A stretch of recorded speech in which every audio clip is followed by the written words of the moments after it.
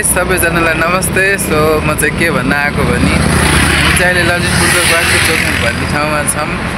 So अब यो road देखेर चाहिँ मलाई यति खुसी लाग्यो नि हैन। अब यस्तै रोडहरू हरेक ठाउँमा हुने हो भने हैन हाम्रो नेपालको ट्राफिक जामहरू त्यति हुँदैन होला। अब चाहिँ म चाहिँ यो आशाको साथमा हैन सो हिँडिरहेको छु अहिले चाहिँ। सो मेरो भिडियो कस्तो लाग्छ प्लिज अन्तिमसम्म स्किप नगरिकन हेरिदिनुहोस् होला। सो यो ठाउँ चाहिँ अहिले एकदम दामी बनेको रहेछ क्या हैन। सो हिजो भर्खर ओपनिङ थियो, आज हामी आएको छौँ। सो हेर्न सक्नुहुन्छ हजुरहरूले हैन, यो चाहिँ अलिकति हामी तल आइसकेको छौँ अहिले हैन। सो हेर्नुहोस् वातावरण लास्टै राम्रो छ यहाँको हैन। हेर्नुहोस्